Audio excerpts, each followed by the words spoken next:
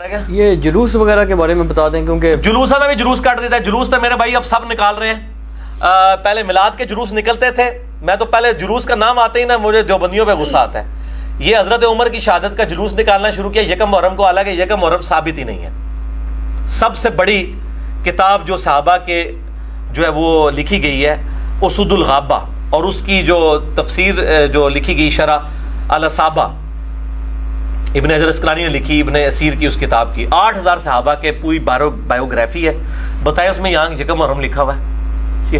تاریخ دمشق میں کوئی عجیب سا ایک قول ملتا ہے، ادروائز سب کے سب لوگ کہتے ہیں کہ ذوالحجہ کے آخری مہینے میں سیدنا عثمان کی بیعت ہو چکی تھی، اور وہ شہادت عمر کے بھی 3-4 دن کے بعد ہوئی تھی. ٹھیک ہے، تو یہ تو انہوں نے واقعہ کربلا کو ڈائلیوٹ کرنے کے لیے ایک پخ چھوڑ دی. یہ یکم محرم کی جو یہ شہادت ہے یہ 8 سے 100 سال گزرا. مجھے پہلے بتائیں نا کن کتابوں میں اور یہ جلوس نکلتے تھے یکم محرم کے اور یوم شہادت عمر منایا جاتا تھا. یہ اب شروع ہے، سپاہی صحابہ نے شروع کیا ہے. میں یہ پوچھتا ہوں پھر لعنت ایسے لوگوں پر جو حضرت عمر کی شہادت پہ تو جلوس نکالیں اور 12 ربیع الاول کا جلوس کو بدعت کہنا شروع کر دیں. ہم تو دونوں کو ہی بدعت سمجھتے ہیں. اگر مجھ سے پوچھیں ہم تینوں کو بدعت ہی سمجھتے ہیں. جلسے جلوس ہاں کوئی علمی نشستیں کوئی کرنا چاہتا ہے ضرور کریں، اور جو نہیں کر رہا اس کے اوپر فتویٰ نہ لگائے.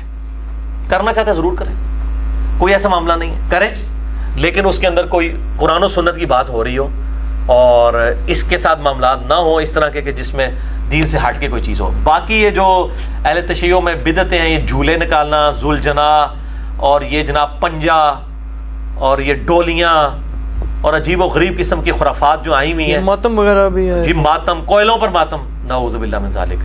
اور وہ کہتے ہیں کہ جی وہ چونکہ وہ گرم صحرا پہ تھے ہم اس کے ساتھ اینالوجی بناتے ہیں، وہ اس لیے کوئلوں دیگر مذاہب والے بھی بیچ مکس ہوئے ہیں نا سر. وہ بھی ہندوؤں میں بھی ہیں.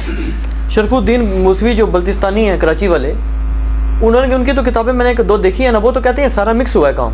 مکس ہوا ہے، اور وہ تو میرے خیال ماتم کو غلط بھی سمجھتے ہیں. شیعہ کی کتابوں میں ماتم کو کنڈیم کیا کہ یہ بالکل ایک زنجیر زنی ہے سب کچھ.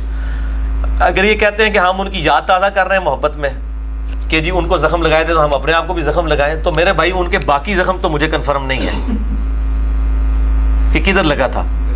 ایک والا مجھے کنفرم ہے جو بخاری میں موجود ہے، وہ یہ والا زخم ہے. اگر آپ نے کوئی محبت کا اس طرح اظہار کرنا ہے پھر اس طریقے سے کرنا شروع کریں، نعوذ باللہ من ذالک. اور یہ بالکل بدنامی ہوئی ہے. اور بلکہ ایک اہل تشیع عالم تھے، انہوں نے ٹی وی پہ میں پروگرام دیکھ رہا تھا، انہوں نے کہا کہ جب یہ گستاخانہ عبارات اور کارٹونوں کے اوپر ہمارے مسلمان اپنی املاک کو نقصان پہنچاتے ہیں، بینکوں کو جلاتے ہیں، گاڑیوں کو جلاتے ہیں، تو غیر مسلم کیا سوچتے ہوں گے کہ یہ مسلمان ہے.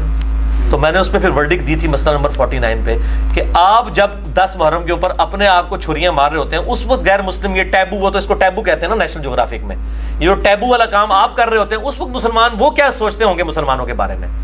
بہرحال ماتم یہ ساری چیزیں ہم ان کو بدعت سمجھتے ہیں، اس کے ایسے کوئی کفر اسلام کا فیصلہ نہیں ہو جاتا.